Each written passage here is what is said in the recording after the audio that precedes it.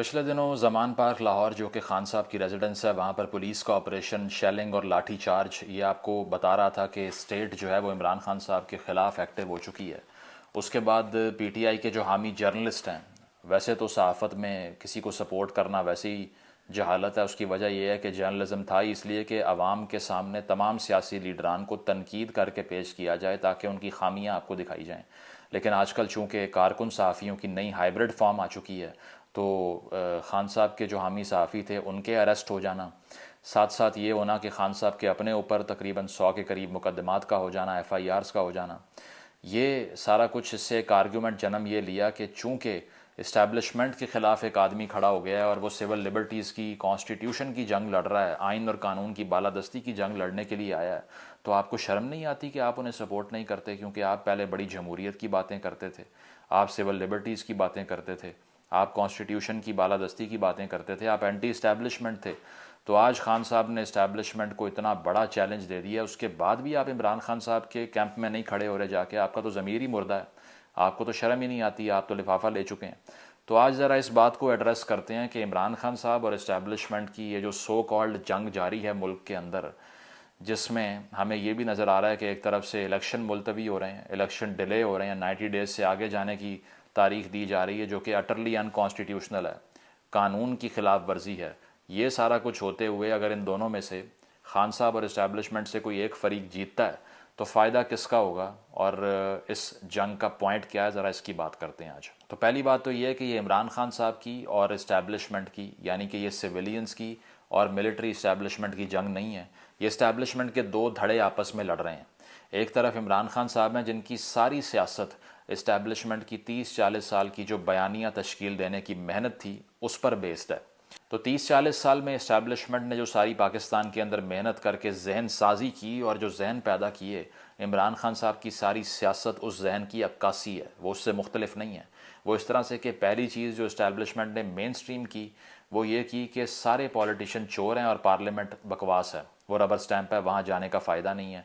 हर फैसला सड़क पे करो, जत्थे लेके रोड पर आओ और तुम्हारे खिलाफ जितनी भी एफआईआर्स हो जाएं, अगर तुमने फैसला कर लिया कि नहीं नहीं मेरा मूड नहीं है गिरफ्तारी देने का, तो गिरफ्तार नहीं हो सकते। बेशक मैं मानता हूँ कि सारे केसेस पॉलिटिकल विक्टिमाइजेशन पे बेस्ड होंगे, लेकिन अदालतों के दरवाजे तोड़ देना, जत्थे लेके कोर्ट्स में पेश होना, जिस तरह से राइट विंग ग्रुप होते हैं अपनी मर्जी के फैसले लेने के लिए, अगर एक जज ने फैसला लिखना है और बाहर 2000 लोगों का क्राउड खड़ा हुआ है, उससे क्या फ़ैसला होगा आप बताएं? उसके बच्चों ने स्कूल नहीं जाना, या फिर उसको सोशल मीडिया पे जो गंदी गालियां दोगे उससे इन्फ्लुएंस नहीं होगा, फैसला उसका बिल्कुल होगा। ये कल्चर इस्टेब्लिशमेंट ने परवान चढ़ाया और इसको गले किसने लगाया? इमरान खान साहब ने। कि बाहर पुलिस खड़ी हुई है और आधी रात को ट्वीट क्या हो रहा है, जमान पार्क पहुंचो। ओ भाई, मैं कर सकता हूं इस तरह? अगर मुझे कोई अरेस्ट करने के लिए आ गया है, आपको कोई अरेस्ट करने के लिए आ गया है, तो मैं ट्विटर पे ट्वीट कर दूं कि मेरे सारे फॉलोअर घर के बाहर इकट्ठे हो जाएं, वो जत्था लेके पहुंचें, पुलिस पे हमलावर हो जाएं और अरेस्ट हो ही ना। स्टेट की रिट वहीं पे ख़त्म हो जाती है जब ऑफिसर ऑफ द लॉ अपने हाथ में एक वारंट लेकर आता है, या फिर वो एफआईआर की तामील करवाने के लिए या फिर कोर्ट ऑर्डर की तामील करवाने के लिए आता है, जिसमें आर्ग्यूमेंट ये है कि नहीं वो तो बेल हुई हुई थी। तो हर बात को झुटला के उसको सच में तब्दील आप बेवकूफ़ों के सामने कर सकते हैं, हमारे सामने नहीं कर सकते। तो ये जत्थों की सियासत इस्टेब्लिशमेंट ने परवान चढ़ाई, टीएलपी बनाई अभी कुछ अर्सा पहले, उससे पहले 80s से लेके अब तक सियासी पार्टियां बनाते गए। तो पहली बात तो ये है कि खान साहब खुद इस्टेब्लिशमेंट की सियासत कर रहे हैं। दूसरा बड़ा फ़र्क क्या था जिसमें हम कोई डिफरेंस निकालते खान साहब में और इस्टेब्लिशमेंट में, वो था कॉन्स्टिट्यूशन की रिस्पेक्ट, आइन की बालादस्ती और आइन को रिस्पेक्ट करना, मुकद्दम समझना। वो भी दोनों में जितनी इज़्ज़त इस्टेब्लिशमेंट आइन की करती है उतनी खान साहब करते हैं। और उसका एविडेंस आप कहेंगे क्या है? उसका एविडेंस ये है कि खान साहब कॉन्स्टिट्यूशन के वैसे ही ख़िलाफ़ हैं, ऑन रिकॉर्ड बयान दे चुके हैं कि सदारती निज़ाम पाकिस्तान के लिए बेहतर है। वो सदारती निज़ाम जिसने पाकिस्तान के दो टुकड़े किए थे अयूब साहब के बाद और याया खान साहब के अंडर, वो सदारती निज़ाम जिसके होते हुए 1 यूनिट बना, शेख मुजीब साहब को भी जेल में डाला गया। इसके अलावा एबडो कवानीन अयूब साहब ले आए, इलेक्टिव बॉडीज़ डिस्क्वालिफिकेशन ऑर्डर, जिसके तहत सियासत में हिस्सा लेना ही बैन कर दिया तमाम सियासी रहनुमाओं को। वो सदारती निज़ाम जिसके तहत शदीद सेंसरशिप पाकिस्तान के अवाम ने देखी, ज़िया साहब के दौर में कोड़े खाए, ठीक है। वो सारा कुछ होते हुए भी खान साहब किसके हामी हैं? सदारती निज़ाम के। और किसके दुश्मन हैं? 18वीं तरमीम के। ऑन रिकॉर्ड कह चुके हैं उनके सारे पार्टी के मेंबर्स कि 18वीं तरमीम इज़ अ ह्यूज प्रॉब्लम, क्योंकि वो सेंटर को कमज़ोर कर देती है। तो वफाक जब भी पाकिस्तान में मजबूत होता है तो ऐसी मर्डरस रजीम्स आती हैं, ऐसी तबाहकुन रियासतें आती हैं, ऐसे तबाहकुन लीडर आते हैं जो कि लिमिटलेस पावर से आवाम के गले पे चढ़ चढ़ के छुरी चलाना शुरू कर देते हैं, जो कि यहाँ होता रहा है। 18वीं तरमीम ने मार्शल लॉज का दरवाज़ा हमेशा के लिए बंद किया, उसने ट्रिकल डाउन अफेक्ट पावर का इंश्योर किया, उसने सूबों को ऑटोनमी दी, उसने तालीम के हेल्थ के फ़ैसले सूबों को करने का इख्तियार दिया, उसने सूबों तक फ़ंड्स को पहुँचाया, और उसने विफाक में ऊपर बैठे एक शख्स को तमाम फ़ैसलों का हकदार समझने से रोक दिया। उस 18वीं तरमीम के सबसे बड़ी दुश्मन पार्टी सिस्टम में जो है वो तहरीक इंसाफ है। आरिफ अलवी साहब का इंटरव्यू अगर आपको लगता है ना मैं हवा में बातें कर रहा हूँ, तो आपको ऐसे बहुत से इंटरव्यू मिल जाएंगे जिसमें वो खुद कह रहे हैं कि सदारती निज़ाम में पाकिस्तान के लिए बेहतरी है और मैं तो उसका हामी हूँ। और फैज़ साहब वाले ग्रुप के आने का मकसद ही ये था, बहुत से सहाफ़ी इसको रिपोर्ट कर चुके हैं, सैकड़ों रिपोर्ट्स इस पे आ चुकी हैं, सैकड़ों आर्टिकल लिखे जा चुके हैं जिसमें कहा गया कि फैज़ साहब वाले ग्रुप का मकसद ही ये था कि खान साहब को साथ मिला के चाइना या फिर टर्की के मॉडल पे एक प्रेसिडेंशियल निज़ाम लाया जाए, अपोजिशन को डालें जेल के अंदर और सुकून से 10 साल के लिए रूल करें। ये आपका प्रोजेक्ट था और आप हमसे गालियाँ दे के ये मुतालबा कर रहे हैं कि आप सपोर्ट करो खान साहब को। क्यों करें भाई? दोनों तरफ इस्टेब्लिशमेंट है, दोनों बयानी इस्टेब्लिशमेंट के हैं। तीसरी मेहनत इस्टेब्लिशमेंट ने क्या की 30-40 साल में? सियासत में मज़हब की आमेज़िश और उससे आवाम को बेवकूफ़ बनाना। इससे ज़्यादा इस्तेमाल मज़हब में ज़ियाउल हक साहब के बाद किसी ने नहीं किया जितना इमरान खान साहब ने किया। मेरी वीडियो देख लीजिए इस्लामिक टच वाली, कंटेनर पे खड़े होकर कह रहे हैं कि एक कलमा सुना दें ज़रा आवाम को बेवकूफ़ बनाने के लिए। ठीक है, पॉलिटिक्स के अंदर उसका बेजा इस्तेमाल कर रहे हैं। अपना टीरियन वाइट केस का पता नहीं है, उसका जवाब नहीं है आपके पास, लेकिन होलियर देन हेवन बनने में आपसे बड़ा कोई है ही नहीं इस टाइम। तो जितना आपने सियासत में मज़हब का इस्तेमाल किया, ये 30 साल की इस्टेब्लिशमेंट की मेहनत ही ये थी कि बेवकूफ़ ज़िया साहब ने इसी बात पे बनाया था कि हमने मुजाहिदीन को भेजा ही इसलिए कि वहाँ मुस्लिम भाई बैठे हुए हमारे, लेकिन असल वजह क्या थी? डॉलर जेब में डालने थे। तो वो सारा बयानिया सियासत में मेन स्ट्रीम दोबारा किसने किया? 90s का नवाज शरीफ दोबारा कौन बना? इमरान खान साहब बने। अब आप कहते हैं इस्टेब्लिशमेंट के अगेंस्ट इनको सपोर्ट करो, तो भाई ये बयानिया इस्टेब्लिशमेंट का है जो खान साहब लेके चल रहे हैं। इसके अंदर कोई एक फ़र्क बता दीजिए जो इस्टेब्लिशमेंट की पॉलिटिक्स से मुख्तलिफ बात है।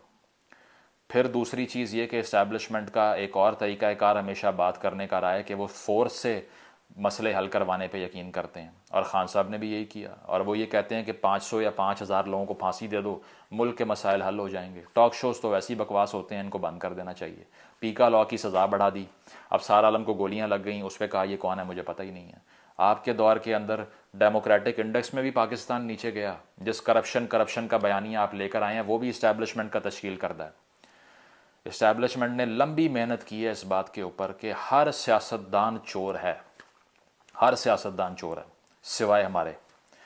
तो ये बयानिया पॉलिटिक्स में मेन स्ट्रीम किसने किया है? इमरान खान साहब ने किया है। उनके आसपास जितने चोर खड़े होते हैं उस पर किसी का ध्यान नहीं जाता, क्योंकि उन्होंने सक्सेसफुली ब्रेन वॉश कर दिया कि मेरे अलावा ये लकीर जो मैं खींच दूंगा इसके उस पार जो भी खड़ा होगा वो चोर डाकू है। मेरे कैंप में जागीर तरीन भी था, पहले अलीम खान भी था, जिनकी आटे चीनी की रिपोर्टों में नाम आए, और उनको आपने करप्शन के बयानिए पे निकाल दिया। असल बात इस्टेब्लिशमेंट वाली थी अंदर से, जिनकी गाड़ियाँ आप चलाते रहे। अब भी महमूद खान साहब आपके साथ ही हैं, ठीक है। अब भी और इस तरह के हज़ारों लोग हैं जिनके ऊपर करप्शन के केसेस हैं। मनी लॉन्ड्रिंग की आप बात करते हैं, लेकिन फॉरेन फंडिंग का केस आपका क्या है वो भी आपको मालूम है। तो ये सारे बयानिए इस्टेब्लिशमेंट के ही हैं जो कि इस्टेब्लिशमेंट के ख़िलाफ़ इस्तेमाल हो रहे हैं। और सबसे बड़ी बात यह कि इस्टेब्लिशमेंट पॉलिटिक्स में घुस के किसी को सपोर्ट करती है। खान साहब का गिला भी है कि मुझे क्यों नहीं बचाया। तो फिर आप जब कहते हैं कि इन दो पार्टीज़ में से ये हकीकी आज़ादी की जंग हो रही है, तो भाई कॉन्स्टिट्यूशन के हक़ में नहीं हो रही। दोनों में से जो भी जीता हार आइन की और कानून की होगी। इसमें कोई दो राय नहीं है कि दोनों तरफ इस्टेब्लिशमेंट के दो धड़े हैं जो आपस में लड़ रहे हैं, और इसका आपके मेरे से कोई ताल्लुक ही नहीं है। कल इनकी हुकूमत आ जाए, ये इससे बेहतरीन किसी को पेंट ही नहीं करेंगे जितना ये इस्टेब्लिशमेंट की तारीफ़ करेंगे। कल इनसे डील हो जाए तो इनसे ज़्यादा कोई प्रो इस्टेब्लिशमेंट शख्सियत आपको पूरे मुल्क में मिलेगी ही नहीं। जिस तरह नवाज शरीफ शहबाज शरीफ साहब ने किया कि पिछले चंद सालों में आपको नज़र आया कि उन्होंने वोट को इज्जत दो की बातें की, आज हुकूमत मिली है, सब खामोश हो गए। बाजवा साहब का नाम नहीं ले रहे, कह रहे हैं फैज़ का कोर्ट मार्शल कर दो। और ये so called anti establishment PTI वाले ये क्या कह रहे हैं, बाजवा का कोर्ट मार्शल करो, फैज़ का नहीं करना। हर किसी के अपने अपने पसंदीदा जर्नैल हैं, तो जिसका पसंदीदा कोई जर्नैल हो और जिसका अपने अपने जो है ना वो इस्टेब्लिशमेंट के कारिंदे अपने रखे हों उन्होंने, वो एंटी इस्टेब्लिशमेंट होते हैं, वो कॉन्स्टिट्यूशन के हक में होते हैं। किसने एक्सटेंशन दी बाजवा साहब को? 6 साल का रूल किसने किया उनका यहाँ पे? खान साहब ने किया। किसने प्रेसिडेंट सेट किया कि अब जो भी आए वो 6-7 साल से पहले जाए ना? खान साहब ने किया।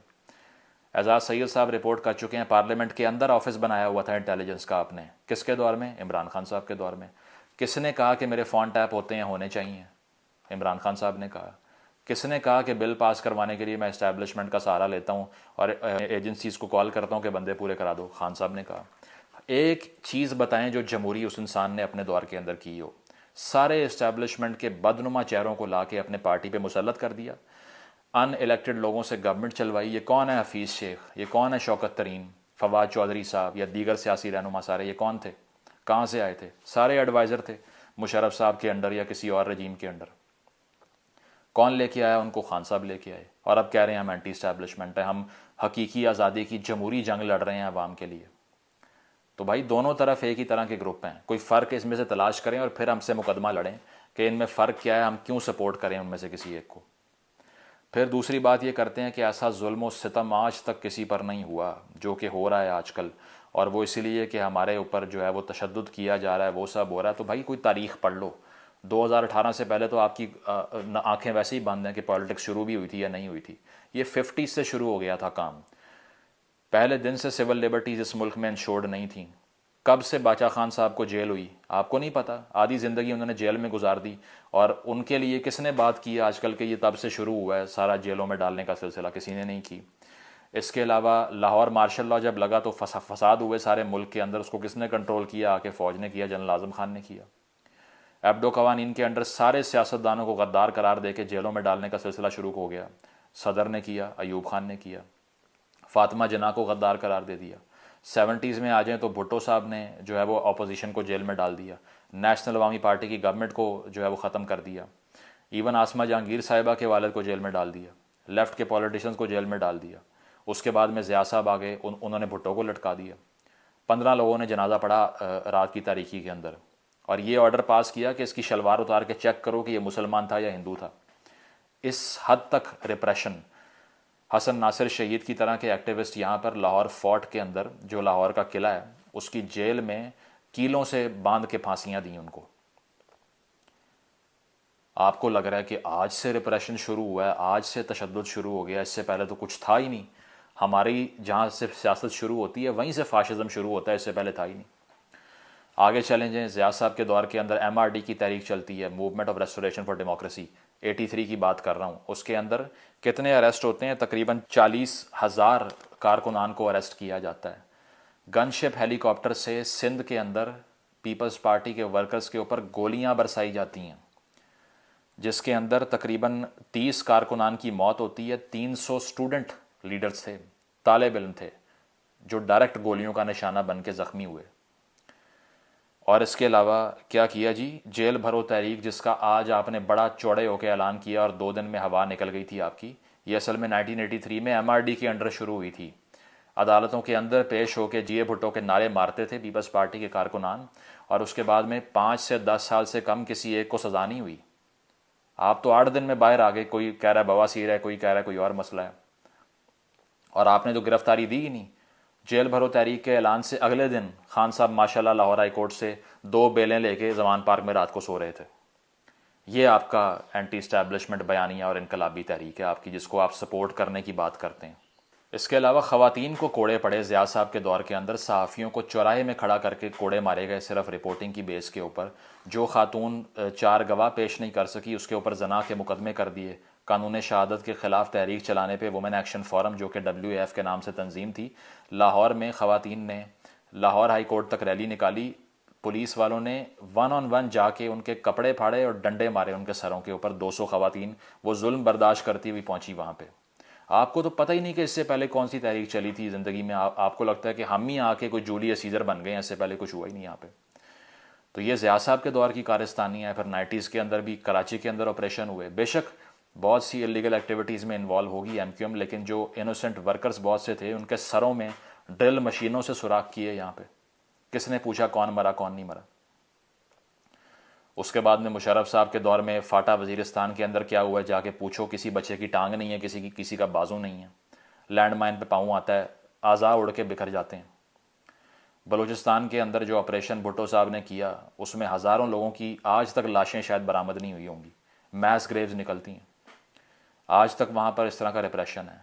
तो आपकी हर जगह से आंखें बंद हैं, और FIA एक सहाफ़ी को एक दिन के लिए उठा के लेके जाती है या किसी और को, आप कहते हैं कि जुल्म का पहाड़ टूट गया क्योंकि खान के घर के बाहर पुलिस आ गई। इनकी जुर्रत कैसे हुई? तो इससे पहले होता क्या रहा है ये देखा है आपने? जलसों के अंदर सियासी लीडरों को गोलियां मार के ख़त्म कर दिया। लियाकत अली खान साहब से शुरू हुए और कहाँ तक पहुँचती है ये बात बेनज़ीर भुट्टो तक। तो अगर आपको लगता है कि आप पहले ये ऐसे मोहरे हैं जिसका इस्तेमाल ख़राब हुआ तो इस्टेब्लिशमेंट आपके ख़िलाफ़ हो गई और रिप्रेशन शुरू हो गया, तो पहले तारीख़ पढ़ लें थोड़ी सी। हम तो ये बात करते हैं कि इस्टेब्लिशमेंट की मुदाखलत सियासत के अंदर ख़त्म हो, और आपका मुकदमा ये था कि वो आके हमें सपोर्ट नहीं कर रहे इसलिए बाजवा को गालियाँ दो और ये एंटी इस्टेब्लिशमेंट होना होता है, और फैज़ साहब को ग्लैमराइज करो और ग्लोरीफाई करो। अब इस सारी बात का मकसद क्या है? इसका मकसद ये है कि इस फजूल जंग के अंदर पड़ के अपनी एनर्जीज़ को ज़ाया करने वाला हर इंसान अहमक और बेवकूफ़ है, क्योंकि ये दोनों धड़े ही अवाम के ख़िलाफ़ हैं। इन दोनों धड़ों की सारी जंग ही ये है कि इस्टेब्लिशमेंट का कोई एक धड़ा किसी तरह इक़्तिदार की कुर्सी तक पहुंच जाए। परवेज़ इलाही साहब जिस पार्टी के सदर बन गए हैं, जो कि किंग्स पार्टी काफ लीग मुशर्रफ की बनाई हुई बाकियात, जो कि सबसे लो क्वालिटी पॉलिटिक्स पाकिस्तान में करती है, जो खुल के कहती है कि सब काम फ़ौज करती है और हमारा काम उनकी बात मानना है, उसको आपने प्रेसिडेंट लगा दिया। नए चेहरों की पार्टी थी 2013 में, बयानिया ये था कि नए चेहरे होंगे, और इस्टेब्लिशमेंट का सबसे बदनुमा चेहरा प्रेसिडेंट बना के लॉन्च कर दिया। और आप हमसे कह रहे हैं कि हम एंटी इस्टेब्लिशमेंट जंग लड़ रहे हैं, हमें सपोर्ट करो। तो बात यह है कि ये फाशिज़म दोनों तरफ है। इलेक्शन का डिले होना बिल्कुल फाशिज़म है। शहबाज शरीफ साहब को रिज़ाइन करना चाहिए इस बात के ऊपर अगर इलेक्शन इंश्योर नहीं होता। PDM की हर जमात मुजरिम है कॉन्स्टिट्यूशन की अगर वो 90 डेज़ में इलेक्शन नहीं करवाती, क्योंकि वो कॉन्स्टिट्यूशन को रोल बैक करने का जवाज़ है। ज़ियाउल हक ने भी यही कहा था, मुशर्रफ ने भी यही कहा था कि मेरा नहीं दिल चाह रहा, अभी हालात ठीक नहीं है, नहीं कराने इलेक्शन। अगर ये प्रेसिडेंट सेट होता है तो इसका मतलब क्या है कि आने वाली कोई भी हुकूमत होगी वो अपनी मर्ज़ी से इंतखाब करवाएगी, 8 साल बाद कराए, 10 साल बाद कराए। असल वजह क्या है? ये चाहते हैं कि सुप्रीम कोर्ट का जो ढांचा है वो तब्दील हो, चीफ जस्टिस चेंज हो जाएं और प्रेसिडेंट चेंज हो जाएं, उसके बाद कोई बात होगी, ताकि हमारी मर्ज़ी का जो है वो सेटअप आएगा और फिर बात होगी, फिर इलेक्शन करवाएंगे। अभी हालात गैर मुनासिब हैं। और दूसरी तरफ ये धड़ा जो कहता है कि कॉन्स्टिट्यूशन को ही फाड़ के फेंक दो, सदर का निज़ाम लेके आओ, किसको सपोर्ट करेंगे आप बताएं? तो पॉइंट ये है इस वीडियो का कि थॉट की क्लैरिटी आए कि ये सारी जंग आपकी एनर्जी को ड्रेन कर रही है, आपको बेवकूफ़ बनाने के लिए है। ताकतवर हलकों के दो जो हैं वो ग्रुप्स बने हुए हैं, आपस में लड़ रहे हैं, खून खार हो चुके हैं, और सिर्फ इनकी राल टपक रही है कुर्सी के लिए। इन दोनों में से कोई एक भी आपका हामी नहीं है। और असल मसला ये है कि यह अशराफिया की अंदरूनी जंग है। अवाम वहाँ बेवकूफ़ी करती है जब वो इनमें से किसी एक के लिए जान देने के लिए सड़कों पे आ जाती है, और मिलता कुछ नहीं है किसी को, ना ही मिलेगा। तो तकाजा ये है कि कॉन्स्टिट्यूशन को सपोर्ट करने वाला कोई भी शख्स इस जंग में किसी एक फरीक का भी साथ नहीं दे सकता। असल पॉइंट ये है कि क्रिटिसाइज़ करें, इनको एक्सपोज करें, और इलेक्शन का मुतालबा भी करें, करंट गवर्नमेंट से रेजिग्नेशन का मुतालबा भी करें, और खान साहब की कल्ट को भी तोड़ें, ताकि जो मिडिल क्लास पाकिस्तान ने डिलूजन पाल ली है कि ये इंसान पाकिस्तान के तमाम मसाइल का हल है, उसके पास दरअसल कोई सलूशन नहीं है। अभी जो 10 नकात जनाब ने पेश किए हैं इकॉनमी को ठीक करने के लिए, उसमें करप्शन को भूल ही गए। 30 साल रट लगाई रखी और एंड पे करप्शन याद नहीं रही कि उसका क्या करना था, याद ही नहीं रहा मुझे। तो ये जनाब की क्लैरिटी ऑफ थॉट है।